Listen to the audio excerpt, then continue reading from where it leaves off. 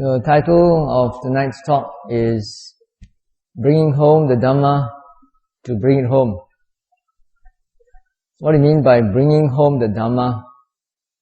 And what do you mean by bring it home? It's an English idiom. If you are not good in English, you might not be able to tell the difference. When you bring home a point, it means to say that you try to make a point clear and understandable. So bringing home the Dhamma means to make the Dhamma clear and understandable so that you can bring it home and put it into practice.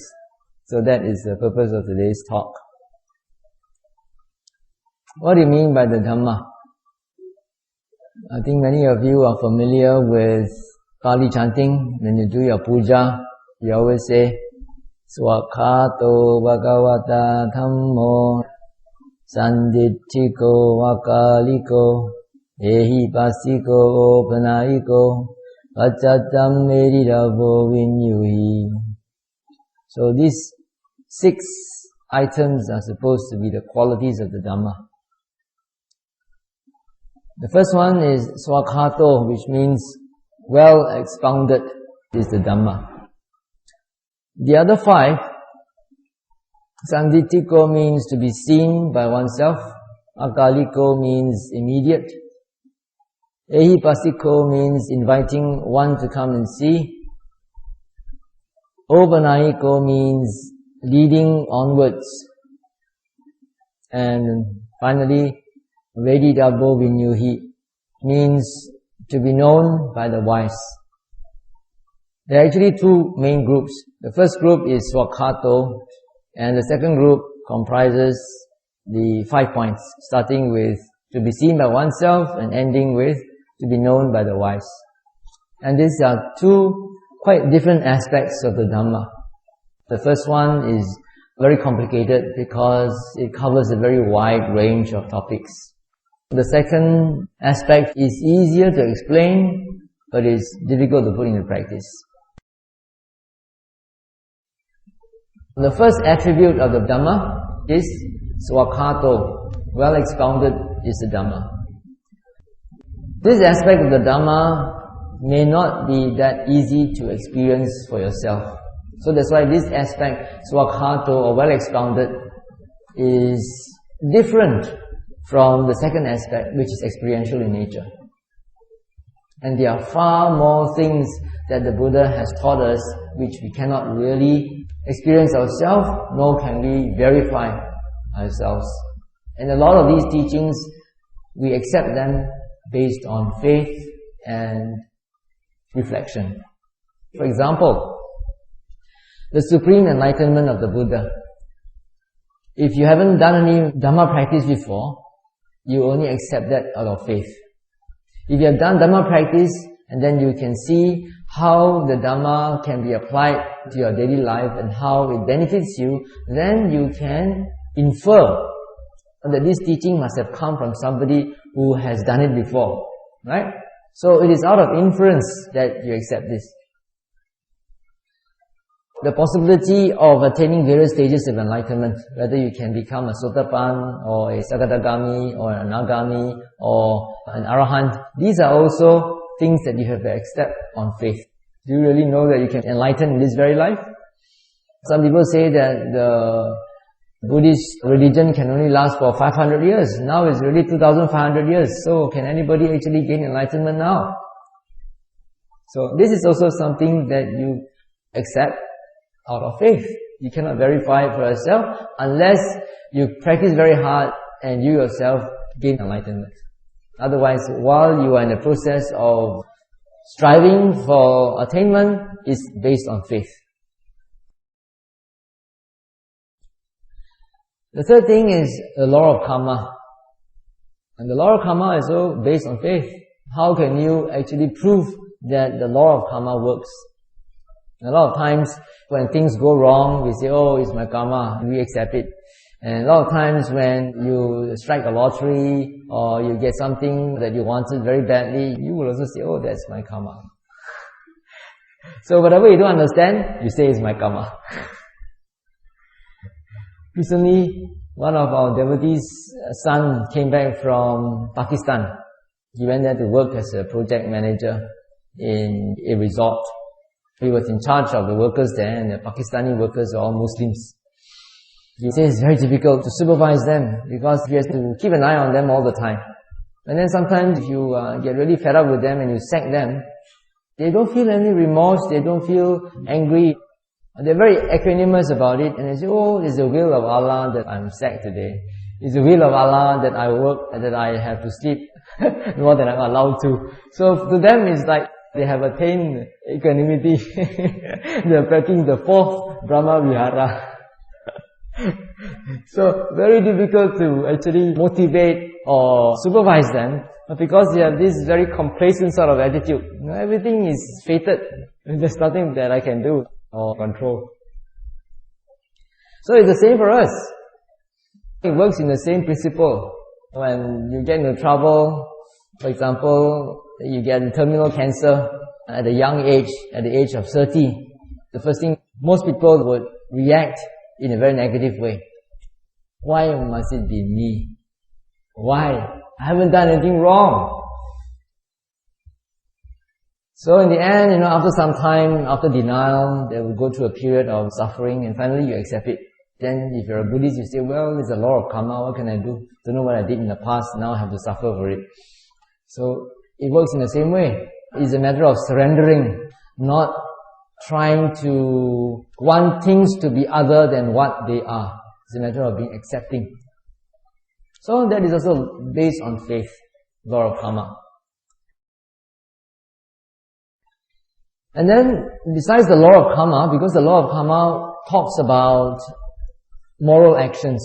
If you do good moral actions, then you will receive good results. If you do bad moral actions, then you will receive bad results, unpleasant results, painful results. But then there's another concept called the workings of conditionality. How things are conditioned. Things arise or occur because of a very, very intricate connection of causes and conditions.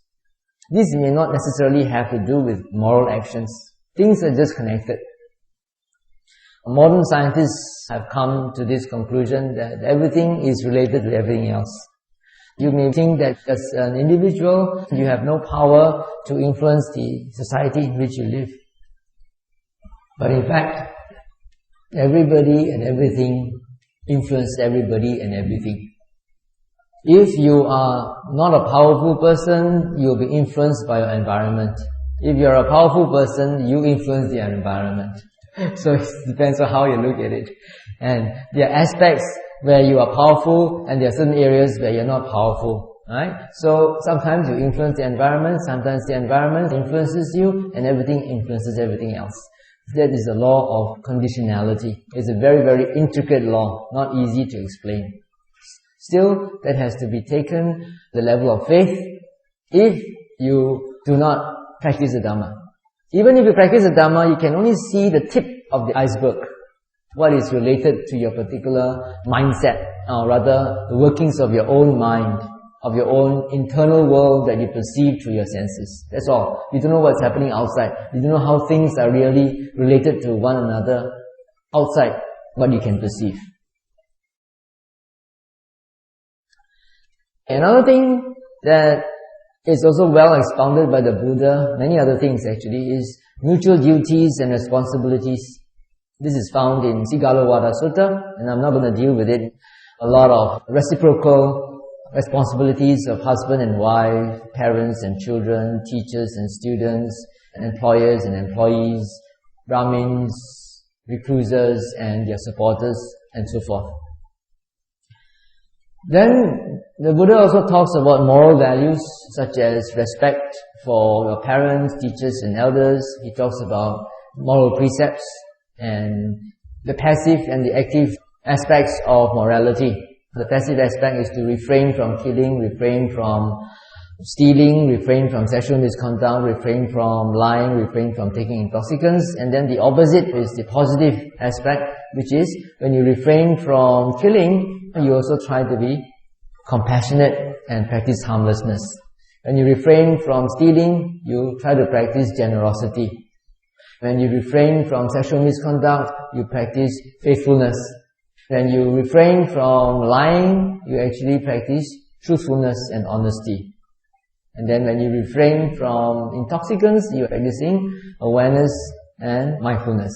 So in both the passive and active aspects of morality, this is also another type of Dhamma that the Buddha taught. Besides that, he also talks about the 10 wholesome actions. 3 are related to the body, 4 related to speech, and 3 related to the mind. So these things constitute the essential moral values for human beings, for all beings actually. He also taught the 4 Brahma Viharas: loving kindness, compassion, sympathetic joy, and upekkha, equanimity.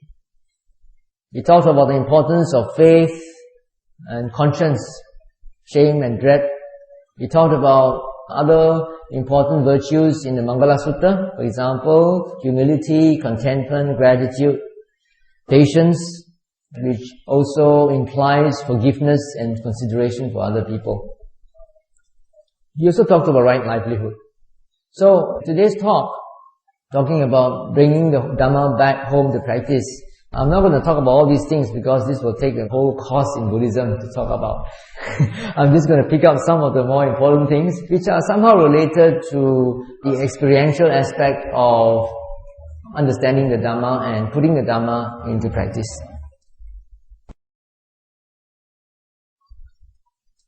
In a sutta in the Anguttara Nikaya Book of Trees, sutta number 54, called Anyatra Brahmana Sutta, a discourse given to a certain Brahmin who came to see the Buddha. This Brahmin approached the Buddha and asked, Bhante, it is said that the Dhamma is to be seen by oneself, is immediate, inviting one to come and see, leading onwards, to be known by the wise. What do you mean by that? Then the Buddha said, if a person is influenced by lobha, dosa and moha, how many of you don't know what lobha, dosa and moha is? Please put up your hands. Okay, quite a lot of you don't know. Lobha is usually translated as greed. Dosa is usually translated as hatred or anger, hatred mostly. And moha is translated as delusion. What do you understand by the word greed? If you look up greed in the English language dictionary, you will probably see a definition something like this: desiring or wanting something more than what you deserve. So, by this definition, if you desire something which you deserve, is not greed.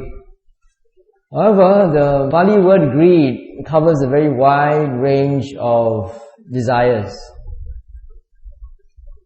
And greed is only one of the types of desires.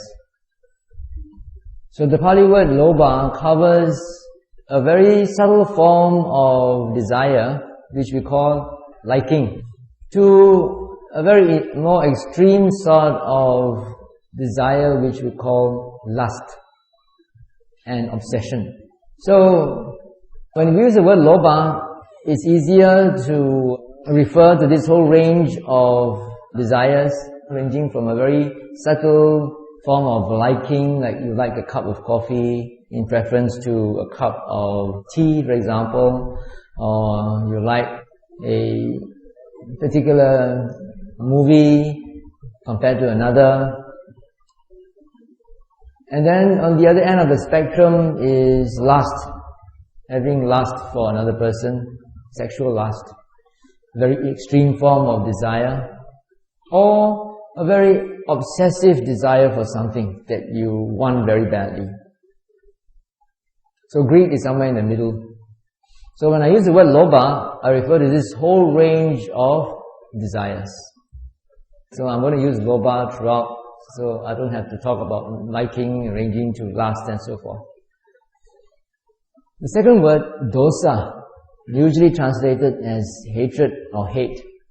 It's also not a very accurate translation, because dosa also refers to a whole range of feelings, ranging from a subtle dislike for something to a very intense form of anger or rage or hatred.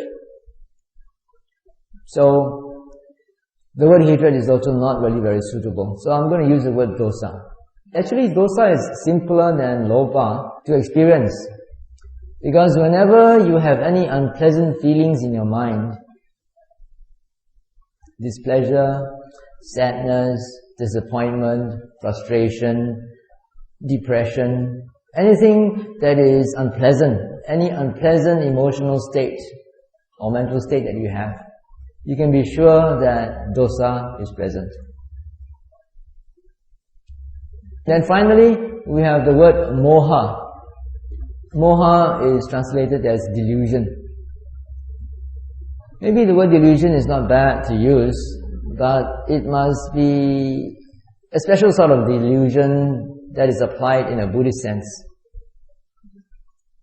One can be deluded by many things in this world. To give you an example, you may also be deluded by advertisements.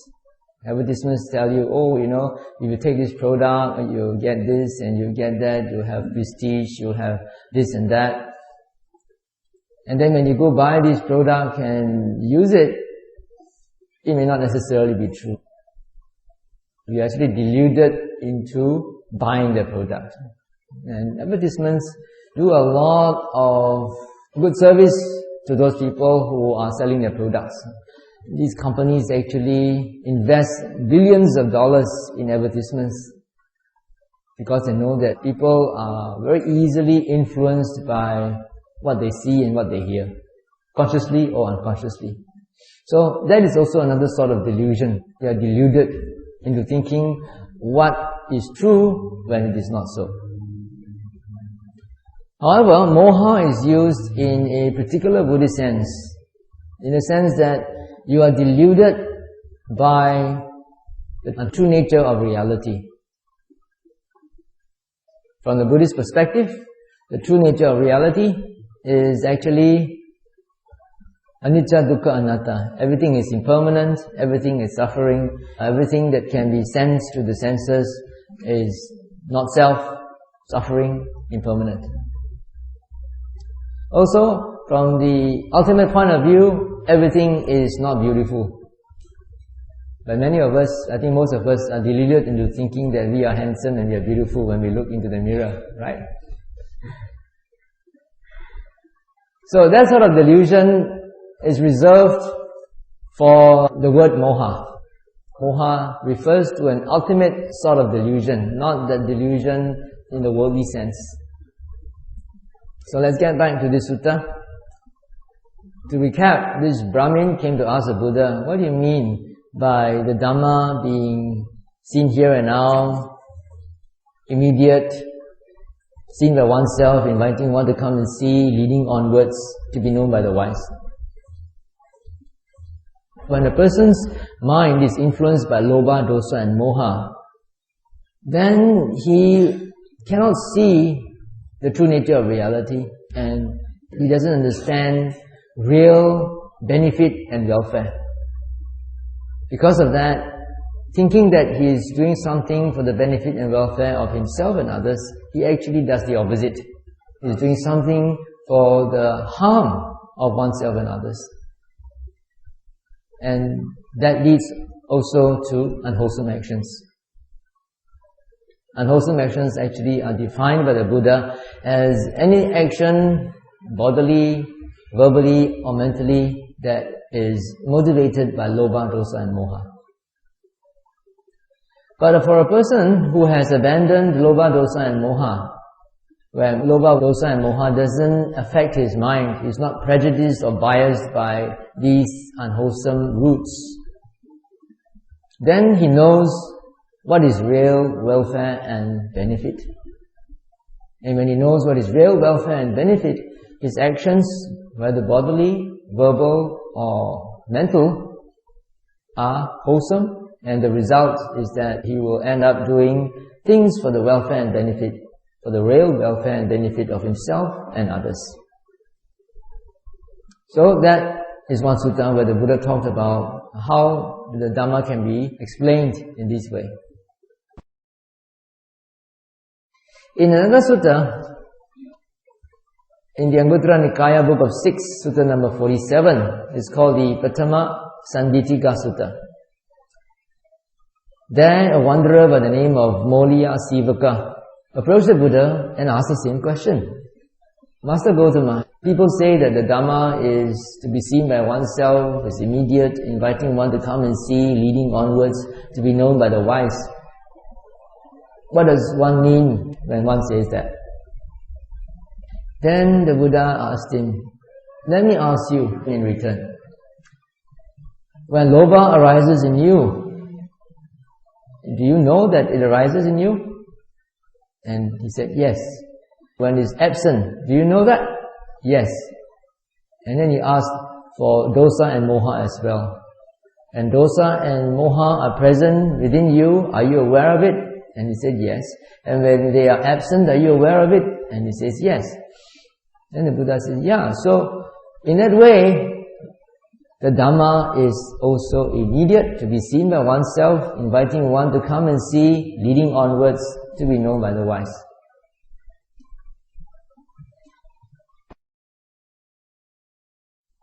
Then in another sutta, called the Dutiya Sandittika Sutta, he is also asked this question by another person, and he answered similarly, saying that if you know the absence or presence of lobha, dosa and moha within yourself, that is how the Dhamma is to be seen by oneself, immediate, and so forth. And he also adds another thing. When your bodily, verbal and mental actions are influenced by lobha, dosa and moha, and you know that they are so, and when they are not being influenced by lobha, dosa and moha, you also know that they are not being influenced. When you have that sort of awareness, self-awareness, introspective awareness of what's happening within your mind, that is also a way where the Dhamma is to be seen by yourself, immediate, inviting one to come and see, leading onwards, to be known by the wise.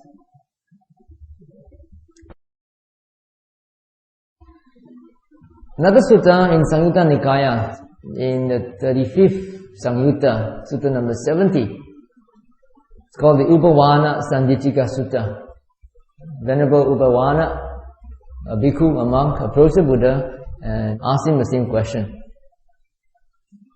And this time the Buddha answered the question from another aspect. He said that, okay, now when you are aware of these six sense objects, when you see something, you hear something, you smell something, you taste something, you touch something with your body, or you feel some bodily sensations within you, or you have some mental objects, thoughts, emotions, plans, whatever, some mental objects. When you perceive these objects of the six senses, and you know there is raga present, or raga absent, then that is also another way where the Dhamma is to be seen by oneself, immediate, inviting one to come and see, leading onwards to be known by the wise. Now raga is another Pali word. The standard translation of raga is lust. But the word lust is not a very good translation because we normally associate it with sexual lust. So raga actually refers to another form of lobha. It's a subset of lobha and is maybe on the higher end sort of lobha, more intense than just liking or greed. So if you're able to see your mental state, how you're attached to something of the six senses, how you desire something, how you crave for something, and when you perceive any of the six sense objects and this raga is absent and you're also aware, that's a way that the Dhamma can be experienced here and now.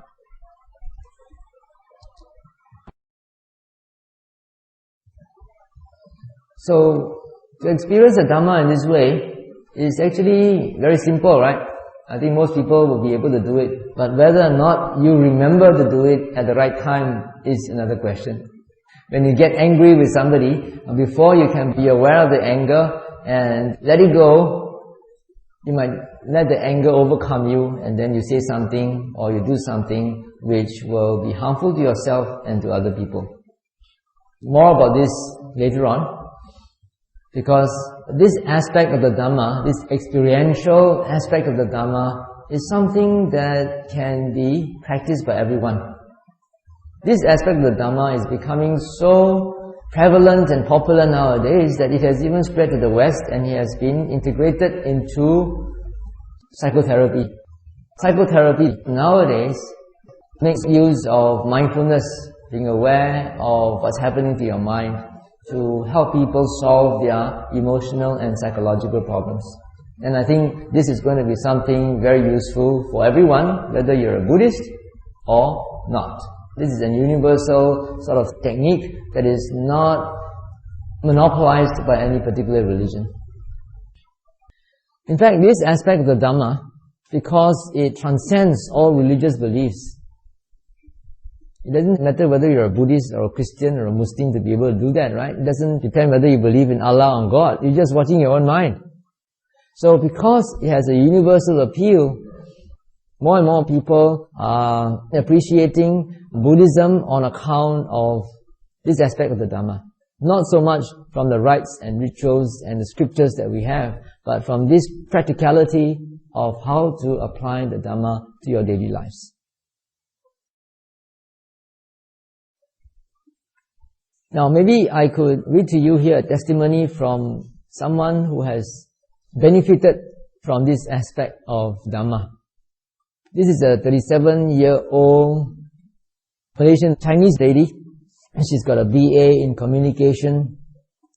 The last job that she had was a yoga instructor, and she has been meditating for 3 years. Why did she start meditating?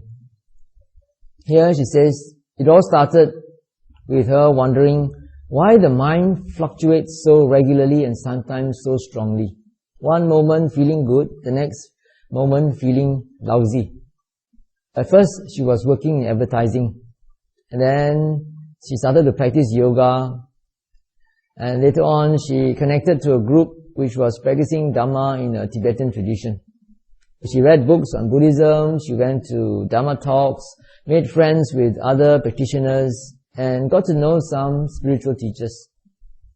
She participated in chanting, visualizations and rituals, and she also began a regular meditation practice. I think some of these things you all are also doing here, right? Chanting, rituals and all that. However, all these activities did not really help her to understand the nature of the mind. Because if you understand the nature of the mind, you must look at the mind to see how it works.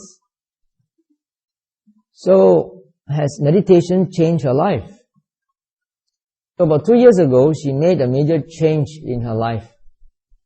She decided to give up her job in advertising, and then she became a yoga instructor. Before she became a yoga instructor, she went to India to undergo a year-long training. And she says that yoga is a mindfulness practice in itself. In yoga also, they did regular meditation practices, but the yoga meditation practices are a bit different from our Buddhist mindfulness practice of watching the mind. Later on, she came back to Malaysia. A friend told her about Vipassana meditation. So she decided to try it, and she went on a weekend course. Just a weekend workshop only. And it felt like coming home. And she said, oh, this was it. This is the method that would help me to better understand my own true nature. So then, on the recommendation of that weekend workshop facilitator, she went to Burma to a particular center where they taught how to watch your mind, to understand the nature of your mind. In that center, the emphasis is on observing the mind rather than focusing on body and feelings, like many other methods too. She says that this method of watching the mind is very practical and sensible. You do not just sit on the cushion to practice. You practice anytime and everywhere. And it helps you to effectively guard your body, speech and mind. You become aware of everything you do, say and think. It helps you to better understand what is going on by quietly investigating, asking yourself every now and then, why do I say what I said? Why do I do what I did? Why do I feel this way? What is my intention? Why do I behave this way? In other words, every now and then you are actually practicing introspection, asking yourself, what's the mind doing? What is my mental state like? What are my intentions? Simply by continuously observing all my actions and thoughts, I understand myself better and behave more wisely. Calm observation of what is going on creates a space to reflect and to make sensible decisions. It helps me to understand the nature of my mind better and better. All this makes me more and more sensitive to all my feelings and intentions. If you have a lot of decisions to make and you have a lot of stress in your life, this is the best thing for you to do. Not something to sit on a cushion with your eye closed, but to carry with you throughout the whole day in your waking state. Asking your mind, what is it doing? And trying to understand how it works. She continues, observing the mind intelligently is a self-cleansing process in more than one way. When, for example, aversion arises and I calmly look at it, the aversion not only will disappear or at least diminish, but I will also understand that the problem is not the aversion, but the self, the so-called self. In other words, the problem is the I that identified with whatever was happening and therefore actually gave rise to the aversion. The feeling of aversion, of dislike or hate is one thing, and the mind identifying with that thought, saying that that thought is me, is I or mine, is another thing. So there are actually two things happening. If you identify with the thought, with the aversion, then it makes matters worse. That's what she's trying to say. Understanding this helps me to let go, and this gives me a feeling of lightness and delight. It makes me realize that it is plain silly to identify and hold on to any emotions of anger or greed. Any manifestations of greed or anger simply occur because of conditions. And you begin to see cause and effect. Why is it that certain states of mind arise? It's not because you deliberately want them to arise, but they arose because of causes and conditions. And once you realize that, it's very freeing and very liberating. Continuous awareness throughout the day makes the mind calm, stable and alert. This gives me a sense of freedom. I am no longer the slave of emotions, and I have, at least to some extent, the feeling of being in control. This doesn't mean that I am actively controlling things, but rather, by making the constant effort to remind myself to be aware, I create a space in which the mind can make wise decisions. So if you want to make wise decisions, make sure that you are not influenced or prejudiced by your emotions. And in order to put your emotions under control, then you must watch your mind. Catch them or nip it at the bud, so to speak. Catch the emotions before they overcome you and influence your speech and actions. All this, of course, can only happen if I really accept things as they are. That is, if I'm absolutely honest with myself, accept my shortcomings and mistakes, and if I'm willing to learn from them.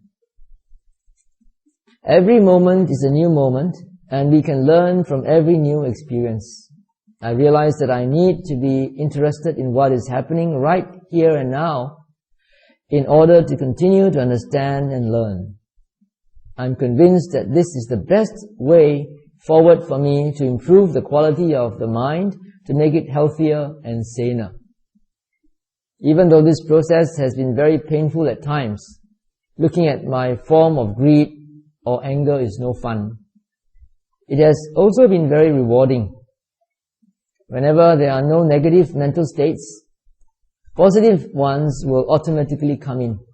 So in a way, the mind purifies itself.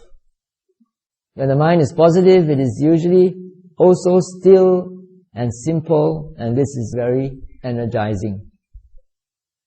When, on the contrary, I'm suffering from negative mental states, the mind is very busy. I feel exhausted and my energies get burnt up quickly. Mindfulness meditation has helped me to much better understand the mind. Observing the mind moment to moment and accepting whatever is happening eventually makes it peaceful and calm. When the mind no longer occupies itself with incessant and useless thoughts, it becomes very still and content. Perhaps the most amazing discovery so far for me is a quiet happiness in this contentment, a happiness that lasts, that is much deeper than the kind of happiness you can get from indulging in any kind of sensual pleasures. I used to think that laughter was the best medicine, but now I realize that laughter with understanding is even better medicine. So that's a testimony of one Malaysian lady. And this is seeing the Dhamma. When you are able to understand or see lobha, dosa and moha arising within yourself, and then being able to arrest them before they go out of hand, this is how the Dhamma becomes applicable and to be known by the wise.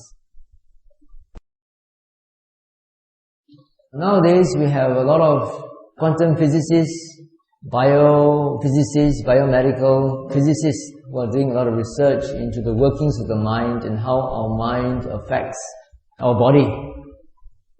They have come out recently with some research findings. They say that they are beginning to understand more of how psychosomatic diseases are caused. When a very powerful emotion arises in your mind, the mind will stimulate certain glands in the body.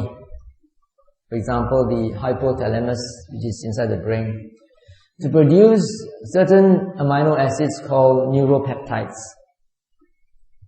Once a thought, a very strong emotion arises, it will immediately trigger off this hypothalamus and it will produce billions of these small little minute particles that are immediately injected throughout the whole body.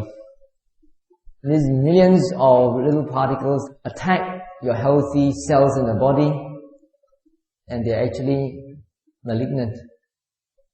They damage the healthy cells. They do it almost immediately, and you can see that through your own experience. When you feel really very angry, when you're in a rage, where's the first place that you feel it?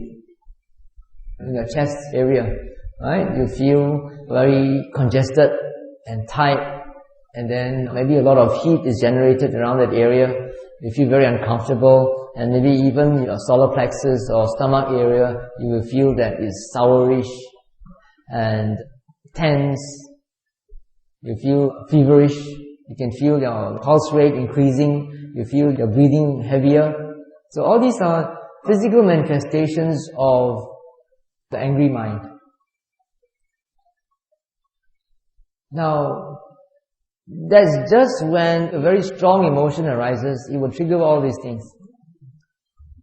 Sometimes you may have noticed, if you're a meditator, you would certainly have noticed. If you're not a meditator, maybe you might have chance to notice that even when you stop having angry thoughts, no more angry thoughts, you're not thinking about it anymore. You are doing some chores and then suddenly a thought occurred in you and you thought of somebody whom you hate very much, or thought of a situation where you had a lot of anger for it. And then suddenly you find that your whole body is affected. But then you have to go on with your chores. You cannot be thinking about that the whole day, or you cannot get your things done. So you forget about it and you try to do your chores. But even though you are no longer thinking about what is making you angry, the after effects are still in your body. It will last for some time. You still feel tense, you still feel your stomach will be having very sour feelings and maybe even gastric pains. Why do you think that's so? Because although the mind has stopped thinking thoughts of anger, it has already sent a command to the hypothalamus or to the other glands. And the glands don't stop immediately, It's just like when you're traveling at 200 kilometers per hour in a car, even though you step on the brakes, it doesn't stop immediately, does it? It needs a certain amount of time before it can really come to a stop. So it's the same thing. Even though you stop thinking bad thoughts, you stop having angry thoughts, your body is still being damaged by all these malignant neuropeptides. What is even worse is if a person gets angry. Say you get angry over somebody whom you're supposed to love, your girlfriend, your boyfriend, or your parents, or your wife. And then suddenly another thought comes, which is angry because you're angry at someone whom you're not supposed to be angry at.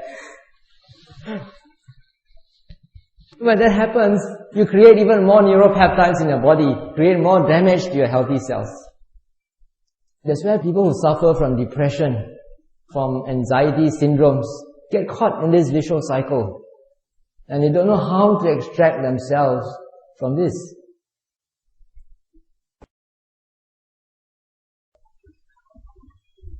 In our relationship with people, whether within our household or with our colleagues, friends, or clients or whatever, if we can apply the principles of what the Buddha taught us, that will certainly conduce to our welfare and happiness.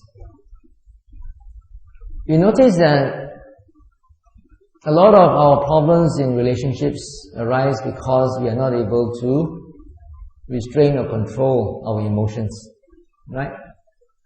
All these problems also come about because we are not able to restrain our lobha, dosa and moha. We have too much lobha, dosa and moha, that's why we do a lot of things that bring about even greater suffering. A lot of times we get all worked up or angry or disappointed because we have a lot of expectations, a lot of hopes and attachment to these hopes and expectations. And when they do not work out according to how we want them to, we suffer. It doesn't mean that Sama Sambuddha to tell us that the cause of disappointment, the cause of frustration is desire. So if we know that the cause of frustration, of disappointment and so forth is actually desire, to already solve half the problem. You know the cause, so what you need to do is just take it out. Can you remove it so easily? It's not so easy to remove, right? You may know it intellectually, you may know it through inference by reasoning that the cause of your problems is desire. But still, desire is very strongly rooted in us. It's not easy to overcome. Actually, the principles on how to overcome this are found 2,500 years ago in the Buddhist scriptures. In the introduction to the Satipatthana Sutta, the Buddha says, "Monks, this is the direct path for the purification of beings, for the overcoming of sorrow and lamentation, for the ending of physical stress and suffering and grief, for the attainment of the way, for the realization of Nibbana." Although the ultimate goal of the Satipatthana Sutta is the realization of Nibbana, it has fringe benefits along the way. Good side effects, which are overcoming sorrow, overcoming lamentation. There are many stories of people who suffer from depression or grief, and they cannot overcome that, and so they come to the meditation center for help. In most meditation centers in the West, people who go there are people who are suffering. If you are very happily married, enjoying yourself with no problems in your life, who's going to come to the temple? Just stay at home and enjoy yourself. It's only when you suffer and you try to find a way to get out of the suffering, then only they come to the meditation center. Or else you'd rather sit back and watch your video or CD or listen to your cassette. I'll tell you one interesting story that happened in Burma many years ago when I was there, in the 1980s, early 80s. Now this is the story of a Burmese man in his 40s, married but without any children. He was what we can call a samadhi medium. Here in Malaysia we got a lot of mediums, right? They go there and then they sort of lose consciousness, and then the spirit will go inside them and they go into a trance and they don't know anything. When they come out, they are blank. But in Burma, we have a special sort of medium that's called a samadhi medium, and when they contact or communicate with the devas, they are fully aware. They are not in a trance. So he was a samadhi medium. And so being a samadhi medium means that you must have a certain sort of concentration to be able to assess the devas who are helping you. But these are Buddhist devas. In order to be able to communicate with them, you've got to go through a certain sort of training, certain sort of rituals. You have to observe 8 precepts on certain days, and you've got to make offerings of bananas, coconut, and things like that to the deva. And you also must have a code of ethics. When people come to you for consultation, there are certain things that you're not allowed to do. Anyway, he was quite a successful samadhi medium. His main form of concentration was telling beads. He would take a rosary and then he would recite the virtues of the Buddha. Itipiso, Bhagavarahang, Sammasambuddho, etc. He would do that many thousands of times, many rounds. And then when his mind becomes concentrated, he will be able to communicate with the deva. And then if a client comes for consultation, they will say, oh, something happened, I lost a very important document, don't know what happened to it, couldn't find it, don't know who stole it. He would just sit down there and ask the deva. The deva will just project a picture in his mind, just like in a cinema, just watching the screen behind you. You can see very clearly with his mind's eye where that document is. And then he will tell that client, okay, no problem, someone stole it and hid it in such a place, you go get it. Now what happened was, he was just a samadhi medium, he did not practice vipassana at that time. Then one day, the deva gave him a vision of his wife dying in a motor accident. And he could see exactly where the place was. And he could know exactly what day, what date, and what time. He could see that. But what could he do? So he went back home and he warned his wife about it, and he said, okay, on such a day, you don't go there, you don't go here, you don't leave the house, you don't do this, you don't do that. But it's karma. If something is fated, you cannot stop it. So somehow or other, despite all these warnings, she went there when she shouldn't be there, and she died where she was supposed to die, in a motor accident. He was devastated. After that, he lost all his powers. He couldn't go into samadhi anymore because he was so full of grief. And they operated as a team, both of them. The wife would act like a receptionist, he would receive the clients, entertain them while he would have his consultation. He had no children. So he was devastated, couldn't get back his power, lost his livelihood. So last resort, he came to the meditation center and he practiced Satipatthana meditation. He was told by his teacher, Sayadaw Pandita, okay, don't worry, just note.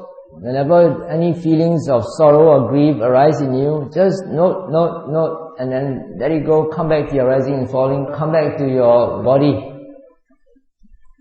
Actually, there's a very, very simple technique. Come back to your body. Stop thinking. Why do you have fear? For example, you go into a dark room and then suddenly you hear a sound in the corner and then you start to think, could that be a ghost? Could that be a thief? Could that be a rapist? All these sort of things, they are occurring in your mind. These are the things that are making you fearful. You are creating your own fear. Actually, if you hear a sound, and you just acknowledge that it is a sound, and you don't go and think about what the sound could be, you wouldn't have any fear, would you? So it's the same. All our worries and all our frustrations all come about because of thinking. And not only that, also because we associate our thoughts and emotions with I, with the ego. So that is the crux of the problem. Not knowing how to let go of your thoughts, and not knowing how to free yourself from slavery to what your thoughts and emotions are demanding.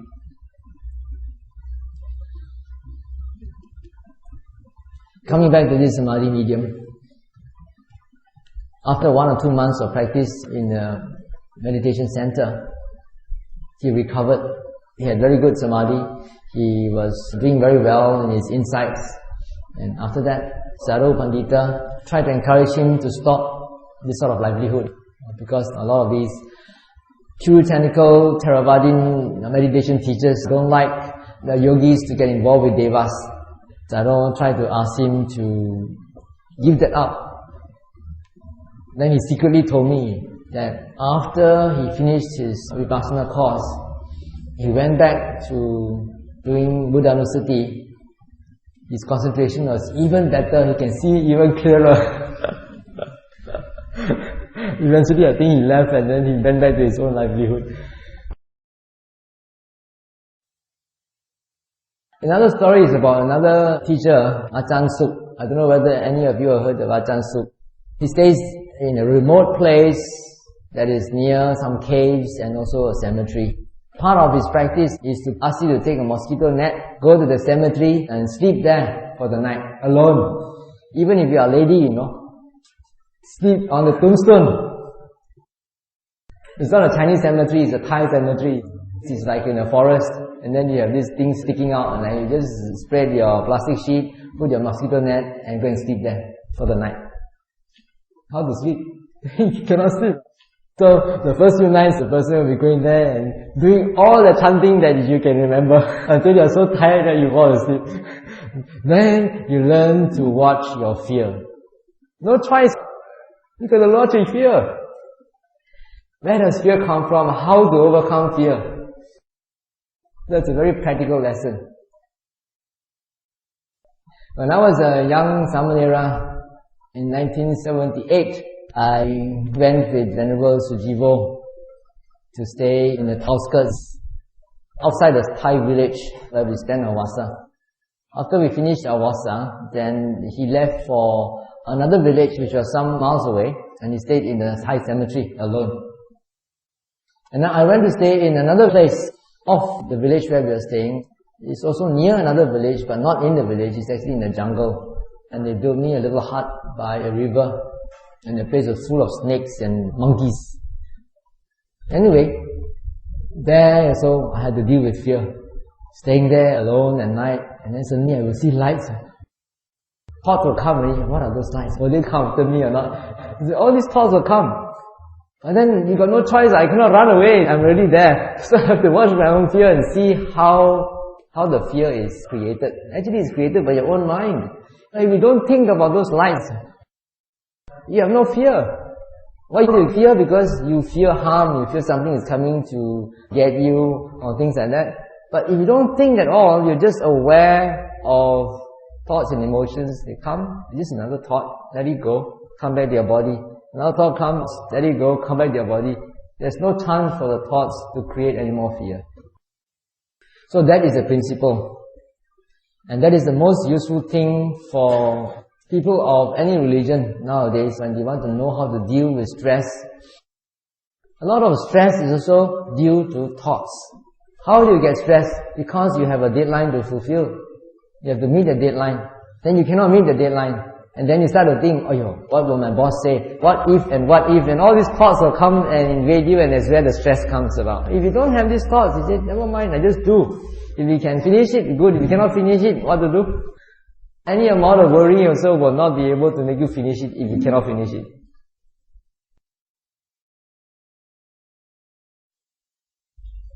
I hope that I have brought home the Dhamma to you. And now it's your turn to bring it home so that you can practice it. So we have, on the one hand, the Dhamma that is well expounded, which is actually a total set, which includes the Dhamma that is to be experienced here and now. Recently I was introduced to one mindfulness psychotherapy based in the West. It's called ACT, Acceptance Commitment Therapy. In fact, one of the therapists there, cognitive behavioral therapist working in one of the national health hospitals in UK, is planning to visit SBS after Chinese New Year to come to see whether the sort of mindfulness that they are doing there is correct or not, and whether they can learn more from our Buddhist practice. So I'm going to share with you some of the principles that are involved in this therapy. It has 6 principles, and I have renamed them because they are a bit technical in nature and you will not be able to understand the terminology. So I've renamed the principles in a more understandable language. And I've put also an acronym so that you can easily remember. It's a D-A-B-O-P-A. The BOPA. D-A-B-O-P-A. The first one is dissociate. The second one is accept. The third one is be present. The fourth one is observe the self, or observe non-self. The fifth one is personalize your values. And the sixth one is act. Dissociate, accept, be present, observe the self, personalize your values, and act. How does it work? Their whole concept of their therapy is based on this basic premise that we are the slaves of our thoughts and emotions, and we do not know how to diffuse ourselves from our thoughts and emotions. Now the word they use is diffuse, because the opposite of that is we fuse with our thoughts and emotions. Fuse in the sense that we associate with our thoughts and emotions and think that our thoughts and our emotions are the self or I. So the first principle is, when thoughts and emotions arise in you and you don't want to be their slaves, dissociate from them.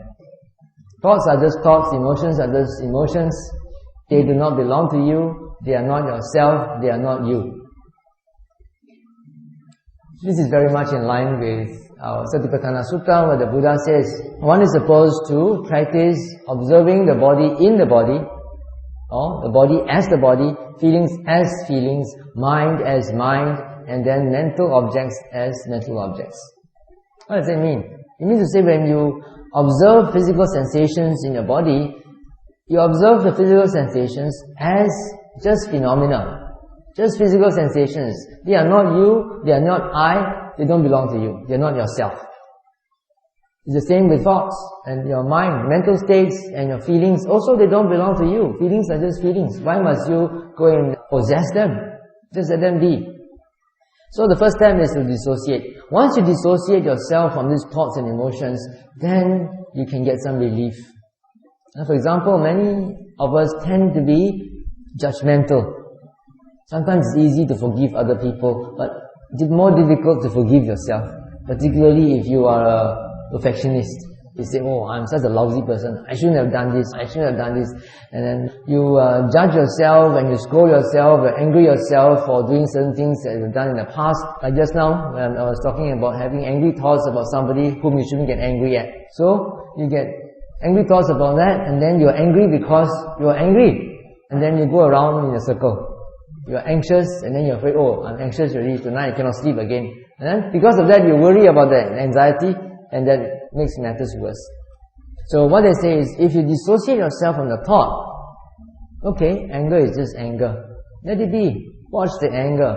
See how the anger, the form of anger is like in terms of thought pattern, in terms of emotion. For example, earlier on I said when you're angry, when you have angry thought, then the whole body is affected. Then see how the thought is like. Don't associate with the thought, well, anger has arisen, so accept it. So that is the second one. The second step is to accept. The first one is to dissociate yourself from the thought, from the anger, from the pain. The second step is to accept it for what it is. Doesn't matter. Don't try to change it. Don't try to push it away. If it is a lustful thought, also don't try to push it away, nor try to indulge in it. Just step back, watch it, let it be. But it's not so easy because the mind always needs to have an object. If you are angry, it's because you are thinking of something that's making you angry. And if you watch that thought, you will tend to think even more and get even more angry. That's why the English say, when you're angry, count 1 to 10. When you count 1 to 10, you actually distract yourself from what is making you angry. You're too busy trying to count 1 to 10 and you forget all about what is making you angry. That's why you cool down. So in the same way, when you have angry thoughts and you have lustful thoughts, or you have got jealous thoughts or thoughts of conceit or whatever, be aware that the thoughts are there, and then the next thing to do is shift your attention. Don't look at the thoughts. Be aware of the physical sensations that are being felt in your body as a result of those thoughts. Your solar plexus area, or you feel tense, congested in your center of your chest. You feel the sour feeling in your stomach area, stomach cramps, whatever. Watch all these physical feelings, and because you are distracted from the thoughts that are making you feeling miserable, then the thoughts will automatically diminish, and eventually these unpleasant physical sensations also will go away. But if you're not sitting down meditating, you're doing something else, whatever you're doing your chores, your job, your occupation, and such thoughts attack you, then immediately after you have noted the thoughts, accepted them for what they are, and let them go, bring back your attention to whatever you are doing, whether it's washing the dishes, sweeping the floor, cooking, writing a report, checking the site, whatever it is, be in the present moment. That is the third step. Dissociate, accept, be in the present. When you're in the present moment, being fully conscious of what you're doing, you can also step back at that time because your mind has really sort of calmed down, and observe what you're doing in a more objective way. Then you'll be able to notice that actually the angry thought is one thing, and the mind that is watching the angry thought is another thing. Because the mind that is watching the angry thought is not angry. Or the mind that is watching the lustful thought is not lustful. As you watch this more and more, then you begin to see the conditionality of things. Why did you get angry in the first place? Because something triggered off a memory of something. And once you have triggered it off, then you dwelled on that. And then you aggravated it by thinking more about things of the past. Why not? That's why you get angry. Why do you get lustful thoughts? Because you saw an object that aroused lust in you. So you know. So don't keep on looking at the object. Do something else. Distract your attention from it. Then you see the cause and effect of things. And even see that this mind that is watching the unpleasant thoughts and emotions and all that is quite an impartial, objective mind. It is not something that is influenced by all these things. But you see that this mind is also conditioned into existence. Why did this mind come to observe it? Not because I heard Bhante say I must watch, so that's why it's come out. So there is some condition behind it. There is a condition to everything. Every mental state has a cause and condition behind it. As Ajahn Brahm says, there's no such thing as free will. You're not free. Everything is conditioned. Whatever thing that you do, whatever response that you have is all conditioned by the past and the present. Observe the self, you will see that it's all non-self. There is no one there, no one at home. So when you see that there's no one at home, then your ego can break and dissolve. I think for many of us, it is because we cling too much to our ego, to our image of ourselves, that brings us a lot of suffering. You expect people to behave in a certain way towards you, and if they don't, then you feel hurt. It's because of our ego. So when you're able to see the mind working in this way, that everything is impermanent, arising and passing away, everything is due to cause and effect, there's actually no permanent, unchanging self. Even the so-called self-image that we created is changing all the time. So when you understand that more and more, you can see deeper and deeper, then you can live a more contented life, a life with less attachments, less desires, and therefore more contentment. What is the next step after that? After you observe the self, personalize your values.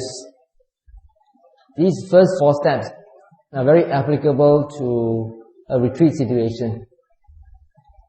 But if you are in the world, busily engaged in your daily occupations, you can't afford to just step back and watch things arise and pass away, can you? You must do something, right? So you must also personalize your values. Earlier on I talked about values. Remember, the Buddha was talking about moral values, and this is the aspect of the Dhamma that is well expounded. Moral values like respect for parents, teachers, elders, observing the 5 precepts in its active and passive forms, then the 10 wholesome actions, the 4 Brahma Viharas, things like patience, forgiveness, gratitude, consideration. All these are values. You must personalize your values and then pick them up and see which are the ones that you want to develop. What sort of person do you want to be? You want to be a good Buddhist.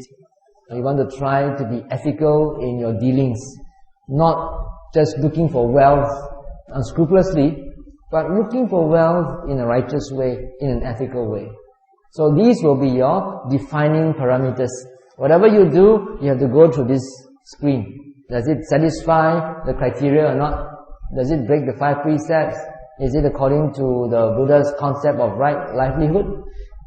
Right livelihood means occupation you're doing which is not harmful to yourself and to others, which is peaceful, and which does not break the 5 precepts. So you have to personalize your values, and that's where an understanding of the Buddha's Dhamma is very important. You have to read up. If you don't have time to read up, nowadays there are so many audio CDs available. Take the CDs and put in your car, and when you are caught in a traffic jam, put it on. When you're traveling to work, put on the CD, play it and listen. And then as you listen, try to remember all these and try to internalize all these values into yourself. So after personalizing your values, now you have a frame of reference from where you want to act. Then you have to act according to your frame of reference, according to your own personal values. All your actions will be based on this frame of reference. Right from the beginning, from step 1, when you dissociate yourself from your thoughts and emotions, and you begin to see things in an objective way. You are no longer influenced, like what the Buddha said, if you are not influenced by lobha, dosa and moha, then you can see things according to reality. You can understand what is real benefit and what is real welfare for yourself and for others. So this is something worth bringing back to practice. And I hope that you will go back and do your homework, read out more, listen to more CDs, and try to internalize these values within you, and then put into practice the Bopa, the principles of the Bopa, so that it will be beneficial to yourself as well as to others around you. Okay, so let's have some questions before I go.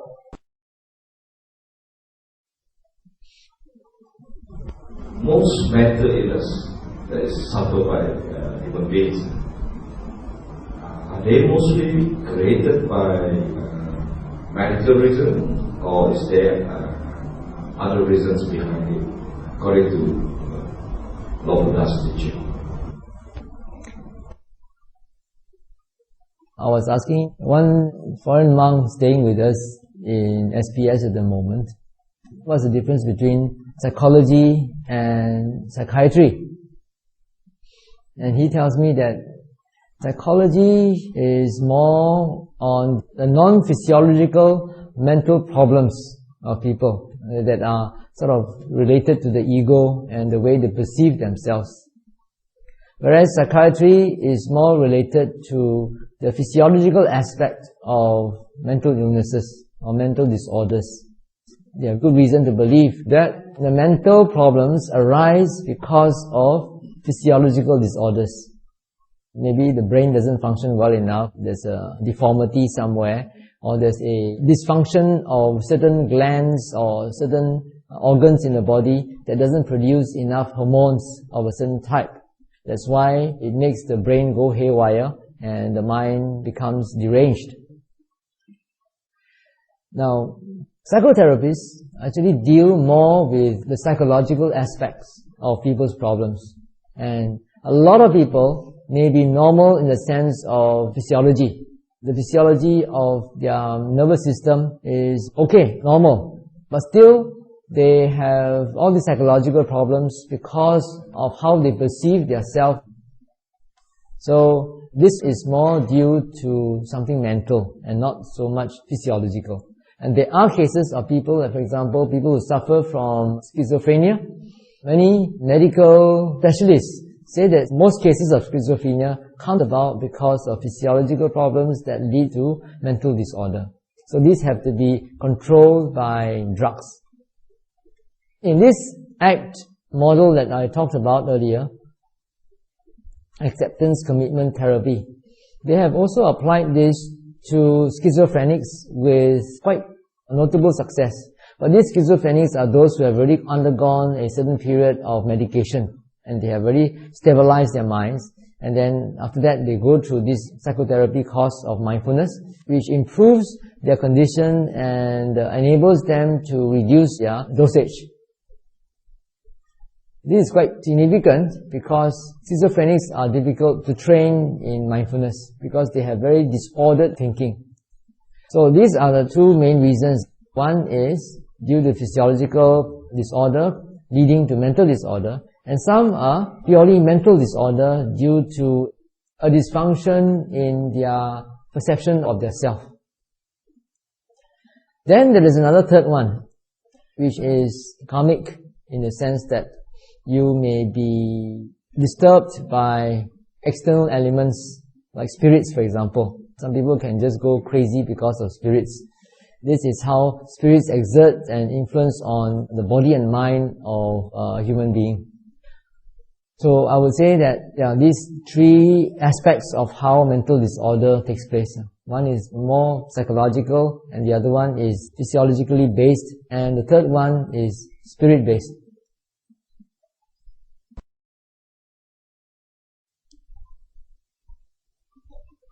I have a question. Just to further from that, psychologists will normally say that 70% of our sickness are psychosomatic in nature. So hearing from what Ante said earlier, that means to say it is either we identify with it, we cannot disintegrate ourselves, disassociate from it. Therefore, it is a present life. Yes.